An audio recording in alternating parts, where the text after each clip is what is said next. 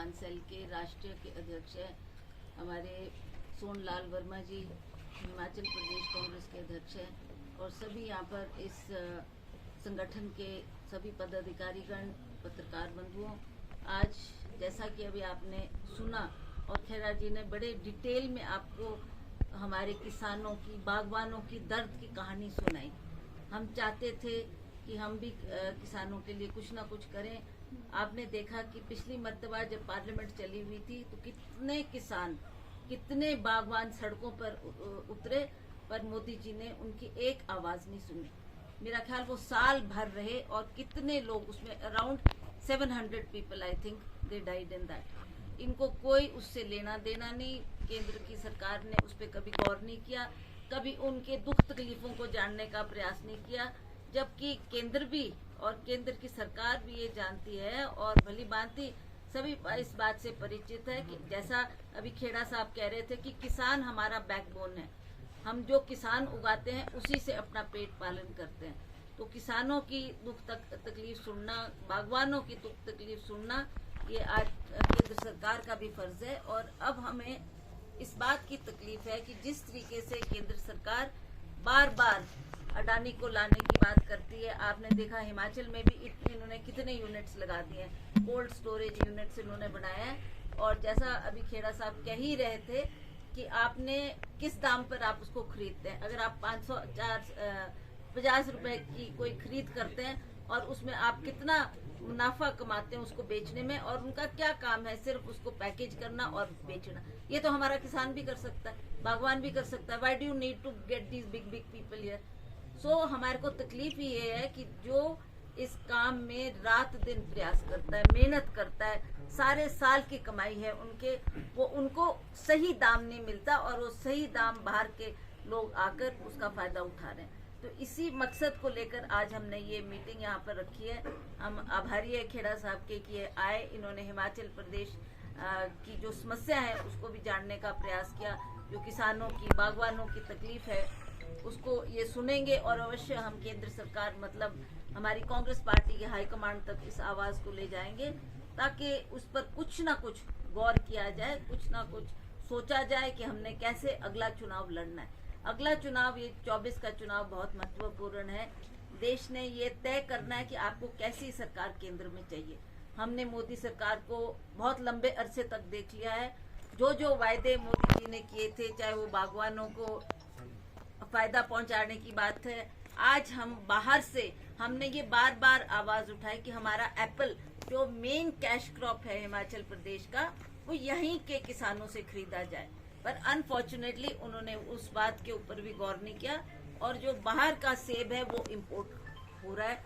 और उस पर भी हमने ये एतराज जताया था कि why are you bringing apples from other countries, why can you not buy from Himachal?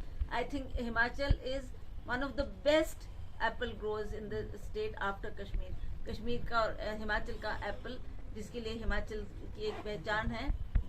तो हम ये चाहते हैं कि इन तकलीफों को हम केंद्र सरकार के समक्ष उठाएं। और जैसा अभी खेड़ा साहब ने भी कहा, हमारा पार्लियामेंट सेशन होगा। Being from Himachal, I will also raise this issue in parliament and we will try कि जी मोदी साहब हमारी आवाज को सुने। आपने किसानों और बागवानों को नजरअंदाज किया है, जिसका बहुत बड़ा खमाजा इनको कभी ना कभी उठाना पड़ेगा। यही बात बोलने की कोशिश करी, पर unfortunately I was also fighting in election. I also know कि किस तरीके से मोदी सरकार ने कैसे कैसे वायदे किए। यही मोदी सरकार थी जिन्होंने एम्प्लॉयमेंट देने की बात की। इन्होंने कहा हम देश में 2 करोड़ बच्चों को एक साल में रोजगार प्रदान करेंगे। आज 8 साल 9 साल हो गए उनकी सरकार को, एक भी बच्चे को रोजगार नहीं प्रदान हुआ।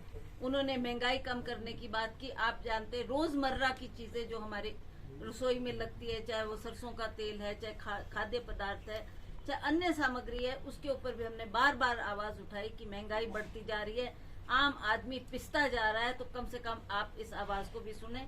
और मैं आपको ये बताना चाहती हूँ, पिछले इलेक्शन में मोदी जी ने इस छोटे से प्रदेश में कम से कम 9-10 दौरे किए इलेक्शन के वक्त में, और हर स्पीच में हमने प्रोटेस्ट भी किया। हमने कहा भी कि आप हमारी आवाज को सुने, और जो आपने कम से कम प्रॉमिस किए हैं, महंगाई कम करने की बात की है, एम्प्लॉयमेंट देने की बात की है और करप्शन हटाने की बात की है, उस पर आप कुछ चर्चा ही नहीं करना चाहते, कुछ बोलना ही नहीं चाहते। और उन्होंने जितनी भी मीटिंग्स की एक बार भी उस बात का जिक्र नहीं किया। मंडी गए तो वहां सेपू बड़ी की बात होती है। But you are addressing people who are intellectuals, पढ़े लिखे लोगों का जमाना है। आज वो गंवार लोग नहीं है, गांव के जो अनपढ़ होते थे। एंड ही इज टॉकिंग आपकी सिड्डू की हमने खाई, आपकी सिड्डू खाया, आपकी सेपू बड़ी। That was all what he concentrated on. आज हमारे इश्यूज क्या है, आज हमारी दर्द क्या है, हमारी तकलीफ क्या है, मोदी जी ने कभी जानने का प्रयास नहीं किया। तो अब ये जो 24 का चुनाव आएगा, I think every party, opposition party has now been hit very badly and they all know कि हमने इकट्ठा होना।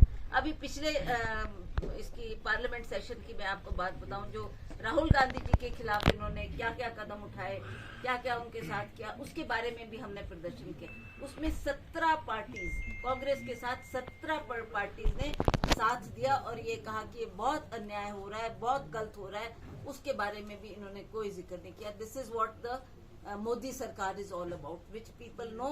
एंड अब लोगों ने मन बना लिया है कि बहुत हो गया, अब हमने बदलाव देश में लाना है। ऐसा तो नहीं है, we have to talk to the government. हम मुख्यमंत्री जी से भी बात करेंगे।